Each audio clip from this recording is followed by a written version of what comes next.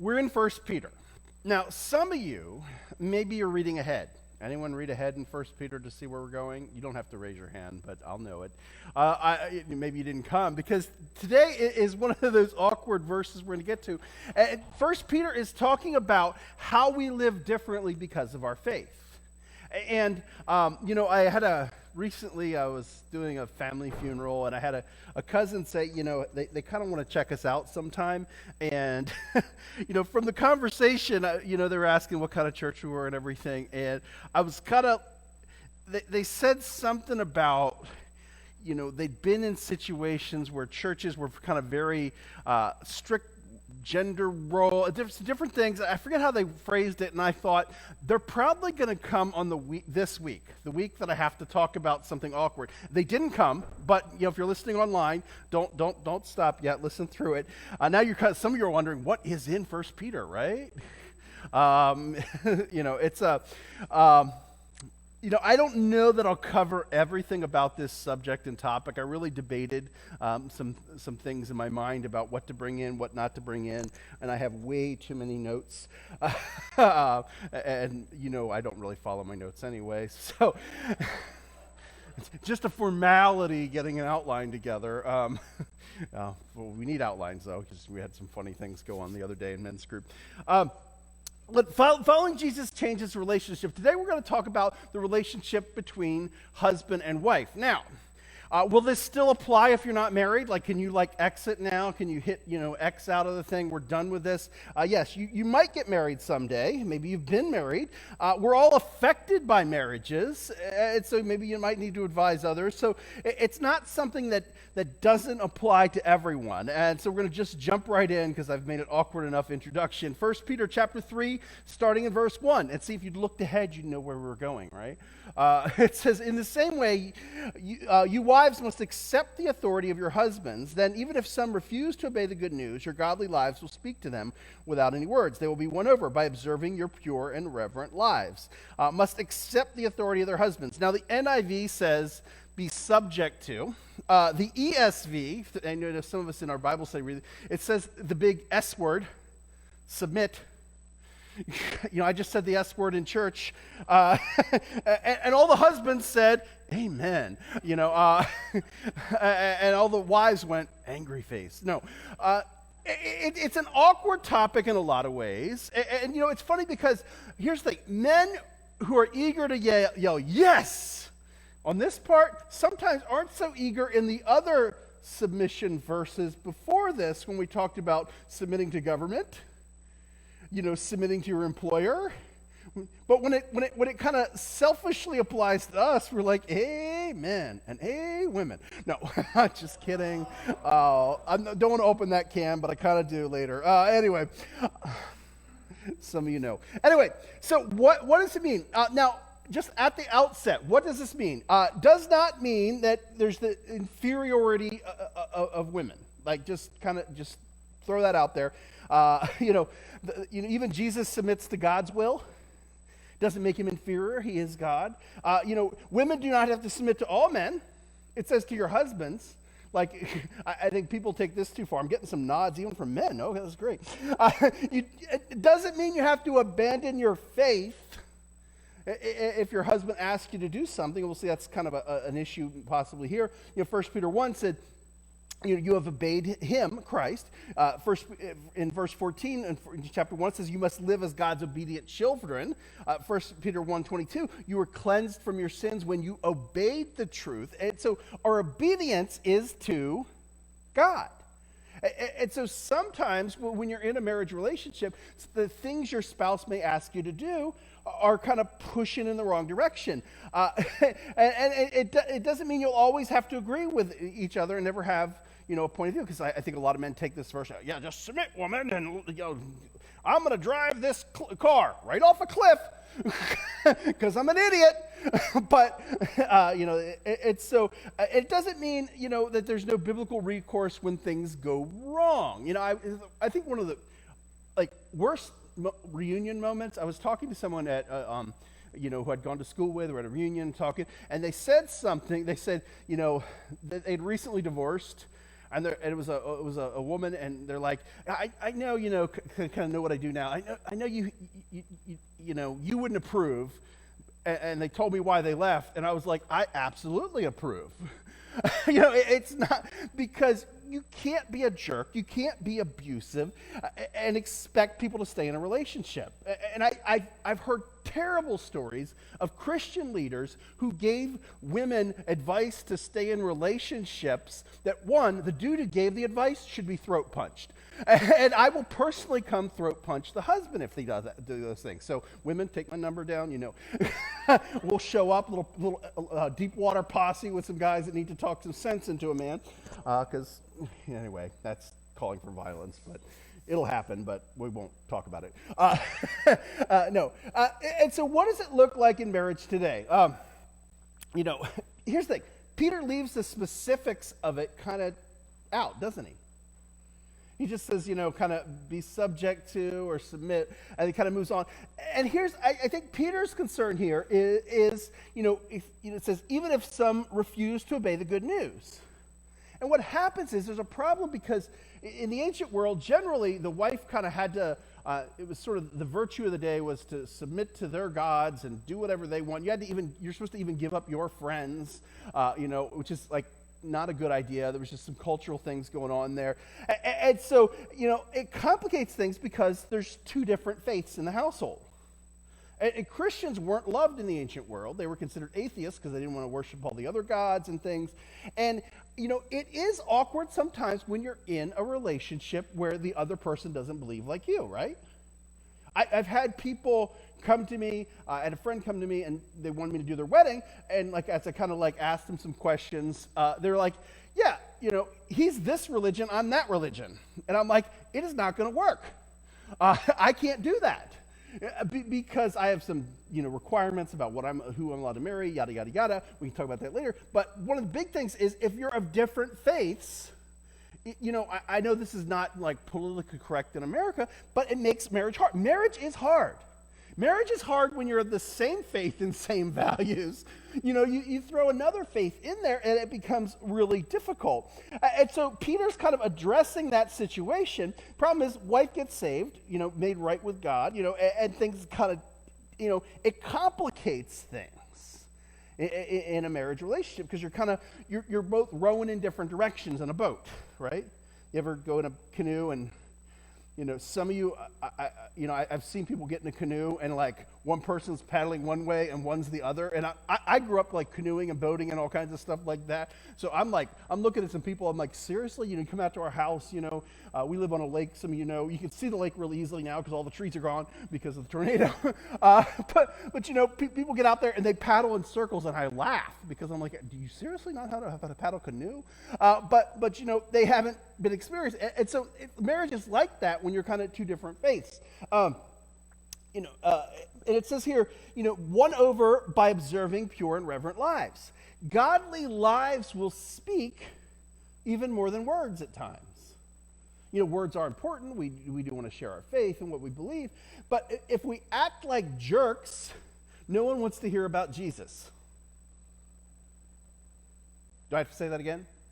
You can tweet that one. We act like jerks. Nobody wants to hear about Jesus because we kind of. I'm sure not this church, but I've known a few people. Maybe you've known a few people. Hopefully, you're not thinking of me right now. People who kind of act in a way that you're like, man, I'm not attracted to your faith. I've had neighbors who would try to they'd show up my door trying to win me over to their faith. And I'm like, man, you are such a jerk. There is no way. I'm not persecuting for your faith, and I'm not going to switch anyway. But you're a jerk. You're a bad neighbor. It's in the same way. Our lives should be different, and it's a representation of who Christ is to people. But that sometimes again means we're going to live our lives in a way that maybe they disagree with. But our lives should speak about who we follow. Peter continues this. He says, don't be concerned about the outward beauty of fancy hairstyles, expensive jewelry, or beautiful clothes. And some of you looked at me and went, yep, he's not concerned about that. You should clothe yourselves instead with beauty that comes from within, the unfading beauty of a gentle and quiet spirit, which is so precious to God. Now, some churches have taken this to mean what? Anyone? You can't wear jewelry of any kind. You can't wear makeup. You've been to that. It's like awkward if you show up all, it's hard when you visit churches. I visit a lot of churches. When we go on vacation, we actually, when we go out of town, I'm like Googling ahead of time, trying to find a church. And it's hard. Like now it's better because you have websites and everything. But before, I remember I lived in Pittsburgh and I became a believer back here in Delaware. And I moved up to Pittsburgh for college. And I'm like, it was before the internet days, and like I had to kind of figure out where churches were and yellow pages. There was these things called phone books you looked through. They're also great to tear apart. Thanks for saving me one when you were moving, so I could. It was a small one, but at least I got to tear a phone book. I enjoy tearing phone books. It was a hobby in Los Angeles, and they were like real phone books. But anyway, you have to look it up, and you go visit the church, and you're like not sure what to wear. You know what I mean? Now it's like you go on a website and it's all clip art or like stock art, you're not sure. But yeah, if you see pictures, you're like, okay. Or you see a video of the pastor and he's wearing jeans, you're like, okay, it's okay, I can wear jeans. I would go to church, I remember, and like I'd wear like dress pants. I know it's hard to believe. Jeff used to wear dress pants. And I'd have a dress shirt on, and I'd have a tie in my pocket, and I'd have like my coat. And so I had all these options I could do. I could put the tie on if people were wearing ties, just looked like I didn't want to wear it on the bus, and if I get there and it was kind of more casual, I'd flip it out. But, I don't know what you do if you're a woman and you show up and no one's got makeup on. I don't know. We got like a hand sanitizer in the back. I mean, do they have like those makeup sponges and stuff? I don't know. Or everyone just looks at you funny. I don't know what it looks like. But some of you grew up in churches like that. It's like no makeup. Or no jewelry. And it's funny for me because I know some people grew up in churches like that. They went to churches like that. I see them at church and they looked like that. But then on Monday morning, they look very different, right? And I get the sentiment, but I think they're missing Peter's point here. It's not, can I wear jewelry? But sometimes our focus can be so external that we don't deal with the internal. On Instagram, you make your food look good. Does it taste good? And we're a very image-driven society, aren't we? We want everything to look nice. We want to drive nice cars. We work hard on the outside of things. This is like New Year's still the time, and the gyms are packed, right? Well, they're less packed because, we're in the middle of a pandemic. but there's some people you didn't see before. And it's a good like kind of reminder to stay healthy. So once a year, we work out for that 1 month. But hopefully, beyond that, we go to the gym. A lot of us, we spend a ton of time in the gym, really trying to look our best for swimsuit season. But then there's tacos, and that's a whole nother thing. But, some of us spend tons of time on our makeup and stuff. I don't even think I remember to comb my hair today. So I'm just more godly than the rest of y'all. That's why I have to keep it short. I get somewhere, I'm like, oh my gosh, I look like a fuzzy Q-tip. Forgot to comb my hair. That's why I have to be married. I have to have someone to go, Jeff, you look terrible. We're going to clean you up. Anyone have their mom do that when they were little? I always had this talent kind of thing, thinking, lots of spit on this head. That was a COVID thing. I mean, COVID was everywhere, though, in our day. No, I don't know. But a lot of us will do all these things on the outside, but we forget about the inside. And so that's what Peter's point is, it's not just how you look, but it's how you act, it's how you are on the inside that matters. The Message translation, I think, says it really good here, really well. It says, indifferent as they are to any words about God, so men who are kind of clueless about faith, will be captivated by your life of holy beauty. Not the physical stuff, but it's in our life should speak, and our life should reveal true beauty.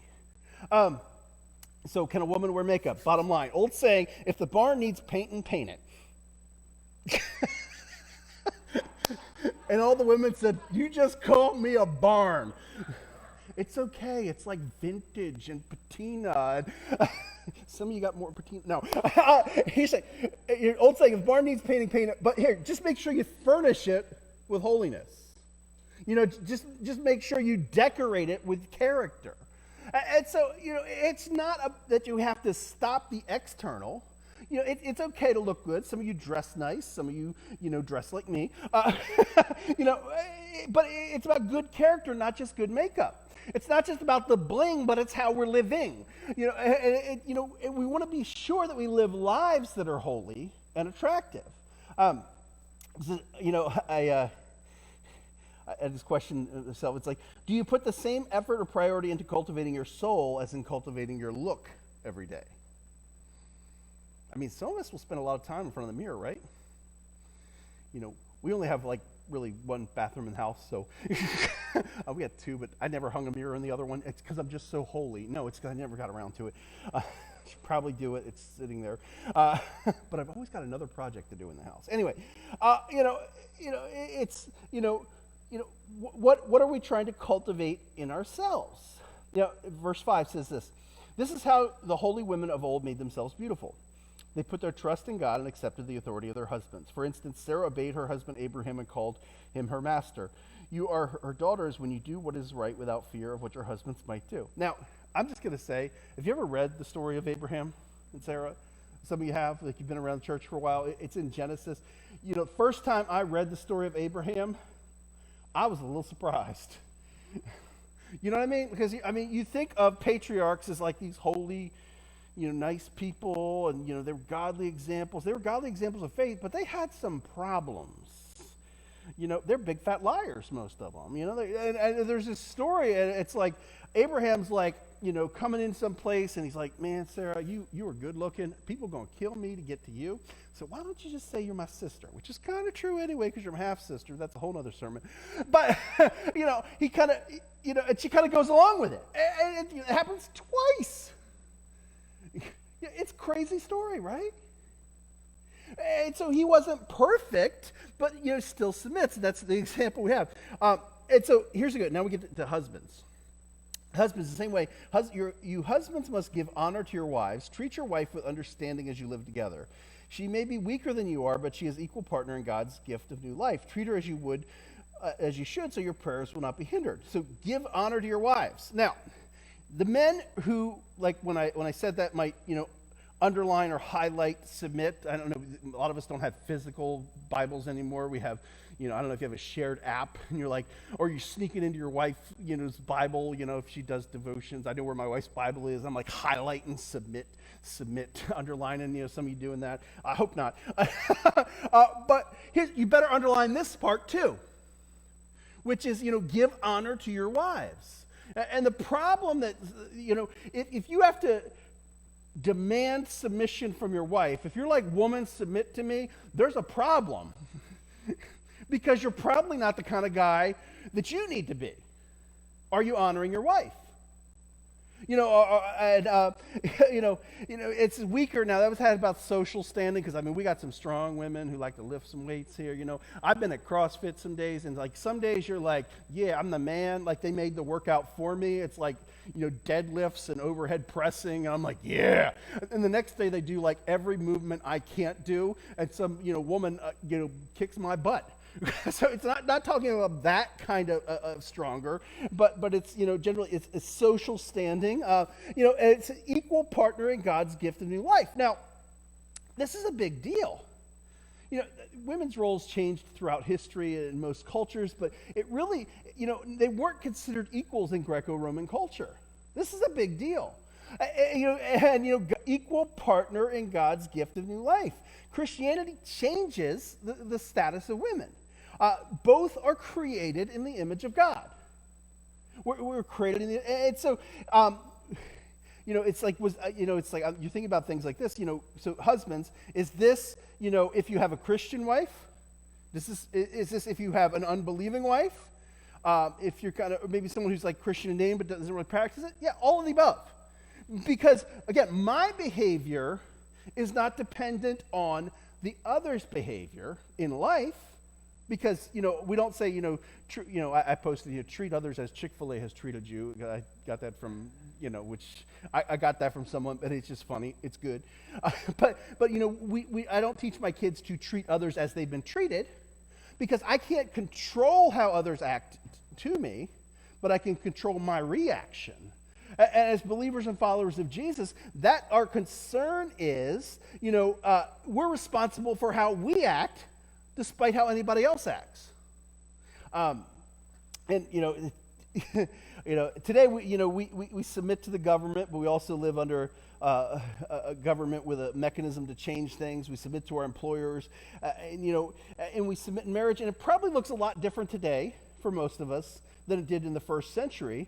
And Peter doesn't write out all the specifics here. Like, you know what I mean? Like, sometimes we want specifics, we want this and that, and, we want them to say this or that, what does that mean? Like, who does the outside chores, who does the inside chores? What does it mean about where you go get a job and where you move, or all these things, he doesn't write it out. but I think this is where I debated this week. And even this morning, I was like sitting there, I'm like, do I go into passage number 2? And you're all kind of wondering, right? Unless you're looking at the YouVersion event, and then when you've already pulled up where I am going into passage number 2. But Paul talks about this a little more in Ephesians. It gives kind of Paul's kind of working out the theology of it a little more. And so we're going to jump in there. Ephesians chapter 5, starting verse 21, it says, "And further, submit to one another out of reverence for Christ."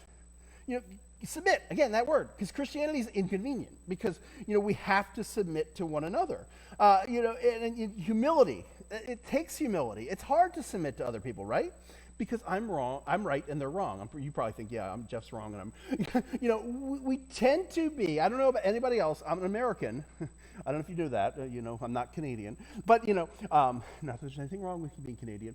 But they're the nicest people. I have some Canadian friends. They apologize when you've done something wrong to them. You're like, but I'm the one who should be apologizing. Some of you have Canadian friends, you know what I mean. And I really hate their coinage, though, because it messes up, because, you ever get Canadian coins, you don't know what to do with them. They need like a Canadian wish fountain. I don't know. Anyway, we don't have the coins anyway now. Maybe with the shortage, maybe it's, I don't know. We'll take the Canadian coins too. Anyway, but we as Americans, we have trouble submitting. I preached on submission to the government, and there was a revolution in D.C. the next week. I'm just saying, no matter your politics, that's funny. But submission kind of goes against our kind of cultural Western, individual focus. It's all about me. We don't like that word, but it says submit to one another out of reverence for Christ, because our actions and reactions are different when we follow Jesus. It says, that's what Paul says. He goes down to verse 22. "For wives, this means submit to your husbands as to the Lord. For a husband is head of the wife, as Christ is the head of the church. He is the Savior's body, the church. As the church submits to Christ, so wives should submit to your husbands in everything." Again, submission. Now, we're not talking about jujitsu submission holds. We're not talking about manipulation and control. We're not talking about subservience. We're not talking about the different value of a person, but in a marriage relationship, there's this different role. And Matthew Henry says it this way: "The woman was made out of Adam's side. She was not made out of his head to rule over him, nor his feet to be trampled upon him, but out of his side to be equal with him, under his arm to be protected, near his heart to be loved." There's not a lesser value. What this looks like in marriage, verse 25, "For husbands, this means love your wives just as Christ loved the church. He gave his life up for her to make her holy and clean, washed by the cleansing of God's word. He did this to present her to himself as a glorious church without spot or wrinkle or blemish. Instead, she will be holy and without fault. In the same way, husbands ought to love their wives as they love their own bodies. For a man who loves his wife actually shows love for himself. No one hates his own body, but feeds and cares for it, just as Christ cares for the church, and we are all members of the body. Love your bodies as Christ loved the church." Now, Paul doesn't say, husbands, rule your wives with an iron fist, does he? Some of us take it to mean that way. That didn't go. Try that in America. You'd be divorced. It doesn't say, make her drop and give you 20 whenever she, disobeys, right? Maybe you think it does. Anyway, how does Christ love the church? Sacrificially. Remember, we just read this last week. You kind of go up into that passage. He suffers for us. He dies for us. And so men ought to love their wives in that way. Now, last night I came home from I took a couple hours off, and I stood in a tree. Because it's that time of year again, and I get to stand in a tree and pray and just praise God for his furry creatures and pray that one comes along. It's cold. I need to bring them inside. Anyway, so After an unsuccessful hunt, and I was a little hungry when I got home, and I got to talking with a friend who was up there hunting with me, and so I stayed a little longer than I meant to. I get home, and I'm like, all I want to do when I get home is eat something. I'm like hungry. I've been standing in the cold, and here's the thing. Something went wrong, and there was a leak under the sink. So what's the first thing I do when I get home? No, I commanded my wife to make me dinner. And no, I'm kidding. The first, some of you were like, I can see the eyes. You're like, is he saying what I think he's? No, being a man means you love and serve. And so it means sometimes, you're hungry, but you're underneath the sink trying to fix things. Even if you're not mechanically inclined, you at least look under the sink. Like you think, kind of like when your car breaks down, you pull up the hood and you're just hoping it's something obvious. Like, is there just a piece that's obviously off that I can flip back on, even if you don't? But, it's that are you going to serve? And many times it's like something's gone wrong because we have an older house, and before long our house is going to be new because everything is broken at this point. There's not much left that hadn't broken. When the plumbing breaks in the middle of the night, who crawls underneath the crawl space? Sometimes Josh, hold the flashlight, boy. But some of you hold your flashlight for your dad, and you still have PTSD. The truth is, it's hard for a lot of women in marriage because men don't act like they should. Marriage is a chance to serve one another. And when you get that right, the marriage relationship you can work out what that looks like for what submission, what things look like. The truth is, it's hard for women to submit because men don't always love like they should. 1 Corinthians 13, didn't put that one in the passage, but maybe you're familiar with it. We've talked about it. It's the love passage. You go to a lot of weddings, they read the love passage. And, I've seen it on T-shirts and mugs and marriage stuff. And, love is patient, love is kind, love is not jealous or boastful or proud. Anyone here? But is Jeff patient and kind? Is Justin, not jealous or boastful or proud or rude? I'm not calling him out. Does Brent not demand his own way? He's not irritable. We're just going to call out everyone in the 10-10 section today over there. Don't worry, I'm not going to call out people here like Bob or Bob. Anyway, and here's the thing. For some of you, if you're looking to get married, can you put that boyfriend or fiance's name in those verses? Not that they have to live it out perfectly, but are they going for that? Because a lot of women, it's just my experience as a pastor and helping people through marriage stuff. Is we jump into a relationship because we want to be in a relationship, but we didn't think about the long term. Is this guy going to love me? Not just say I'm pretty, because that fades a little. Things change. But your wife, if your wife's beauty changes, remember she should be your standard of beauty. So whatever it is, however Denise changes, I'm into that. But it's, are we going to love our men? Are we going to love like Christ loves the church? Are we going to serve? Are we going to, we're going to be patient and kind and not jealous or, proud. It's a women you need to think about when you're looking at a marriage, is that the kind of guy I can be in that relationship with? Because we jump into things and then we're like, oops, because, we get kind of, especially when you're younger, we get swept into things. And so following Christ requires the husband to submit his will to the needs of the family. I do a lot of premarital counseling, and it's interesting because, I do marriages for, weddings for people here in the church, but I do them for like random people in the community, people who used to be in my youth group, different things like that. And so it's kind of fun because I do the premarital counseling, which is really interesting sometimes. And I remember doing a budget thing with somebody one time, and it was like, it was literally like something like $100 a month for food and $1,000 a month for like fun hobbies and trucks. And I'm sitting there, I remember doing the counseling, and I'm like, this is bad. and I was like, he was all proud. I did a budget for us. And I'm like looking at her like, are you okay with this budget? Because sometimes we have all kinds of needs. And some of you know, once you're married, it's like the fun money. We used to call it our fun money. You know, it was like, maybe $10 a month because we was po. We couldn't even afford the other two letters. We were just po. And we're going to school and everything. It was like going to Taco Bell was like the high point of our week if we got to go to Taco Bell. Some of you were like, Taco Bell's, some of you still there, you get it. Some of you are like, Taco Bell? This sermon brought to you by Taco Bell. But I may want a boat. I may want a new hunting rifle. I may want a nice truck, but what is it that my family needs? And men need to lead in that way. It says to make her holy, present her holy without fault. And, Westcott says this: Christ loved the church not because it was perfectly lovable, but in order to make it such. And so, we need to love our wives. Now, again, notice this passage doesn't lay out the exact rules of marriage. Now, some of you might think there's that 1950s cultural thing that shows up once in a while. That showed up again on my Facebook thing. Make sure you have, you've changed the kids' clothes and have them ready and have dinner on the table. I did a wedding or a funeral recently. Weddings, funeral, same thing.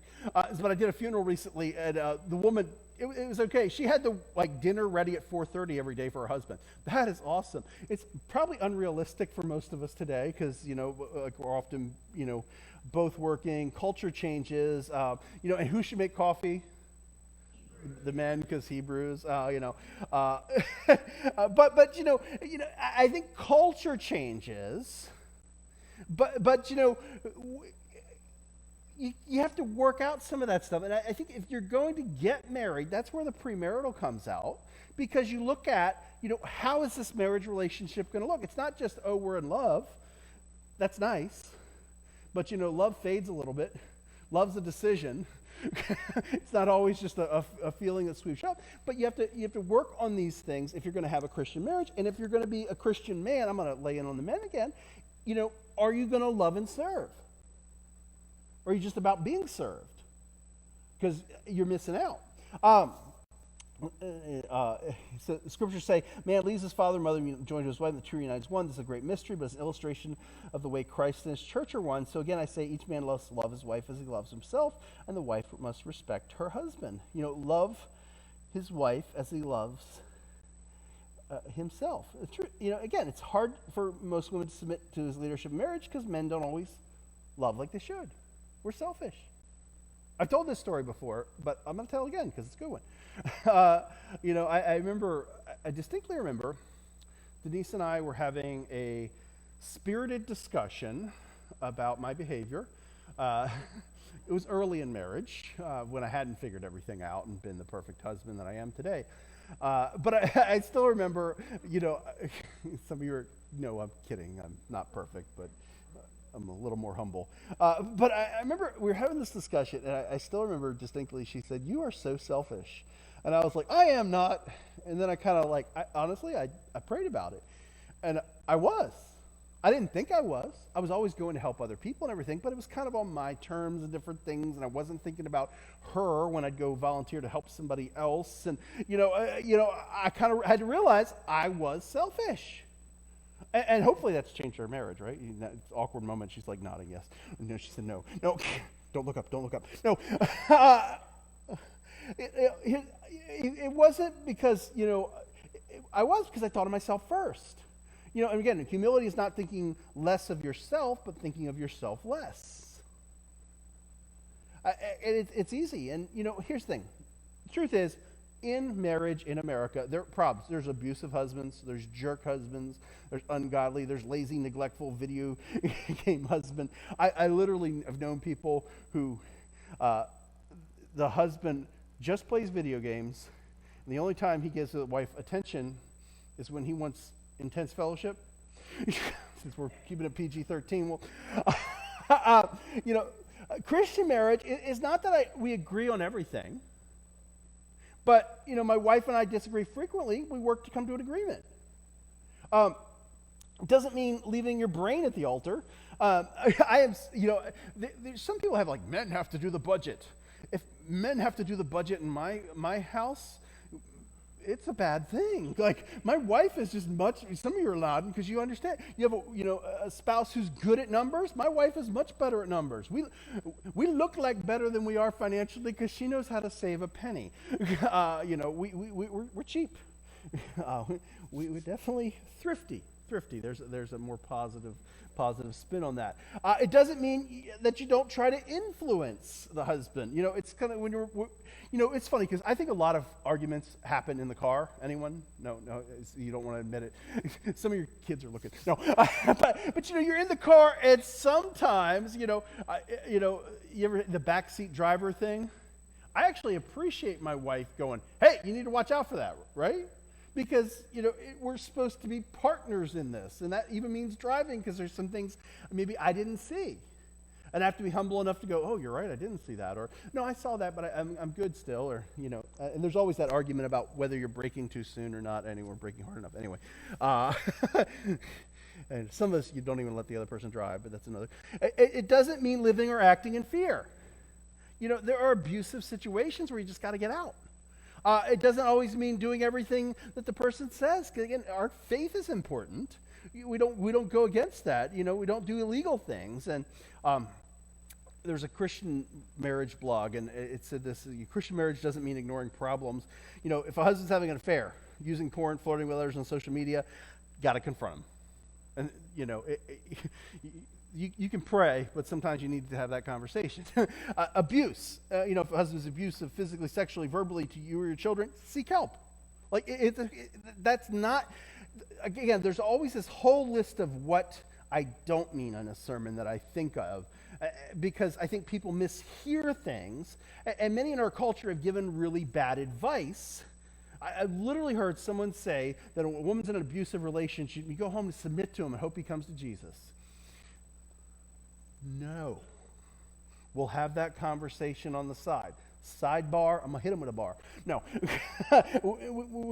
Sometimes you have to have that conversation. But, addiction. There's all kinds of things that have to be dealt with. Financial management. There's men who are abusive financially.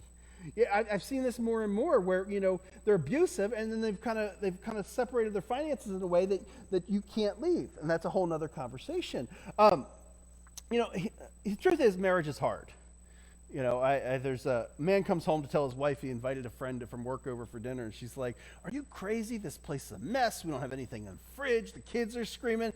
Husband says, "Yeah, he wants to get married. I'm trying to talk him out of it." Come on, that's good. Marriage is hard. It really is.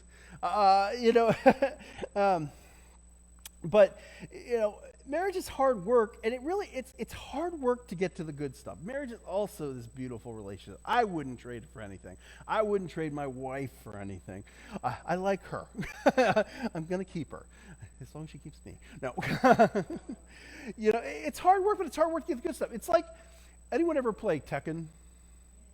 Yeah, I like Tekken. And I usually beat my son, which he's like, because I like Tekken because I can be a martial arts star with very little work. I'm mostly mashing buttons and see what happens. Some of you know the actual combinations and stuff. I learned a few, but I kind of, But it takes a lot of work to actually become skilled at something like martial arts, right? But it's worth it. I like music. I don't have the discipline to actually learn and work, and some of you are much more talented than me. But if you work at it, you'll do better. And marriage is the same thing. If you work at it, it can be so much more than it often is. We often look at our spouse to make her happy. They won't. I promise you. Say that at some weddings sometimes, and it's awkward. If you look at marriage to make you happy, it won't. But you pray that you have a kind of marriage that helps make you holy, not just happy. And it takes a lot of work. I know whenever we're talking about marriage and relationships and everything, we start to look a little different than the culture. And I kind of bring it back to the beginning. If you remember when we started this series, which was, last fall? Remember the Amish bike tour? We accidentally got on the Amish bike tour. We were biking, and we were helping people find their way. And then at one point we ended up going the opposite way, and everyone was trying to flag us down. They were like, "You're going the wrong way." And I'm like, "Well, how do you know? Because you don't know where I'm going." It was kind of a funny thing, but that's really how life is. We live differently if we're believers and followers of Jesus. So people might be telling you you're going the wrong way, but you're really going the right way because you're going to a different place. Like, how do you know if I'm going the wrong way if you don't know where I'm going? And if we live differently for Jesus, then our life becomes a sermon. And so, we demonstrate the good in the way we live and work with others, loving, serving, becoming like Christ in all our relationships. And all of us ultimately will be accountable for how we live. We'll all follow Christ, will be accountable for how we live out the gospel, and we're light in this dark world.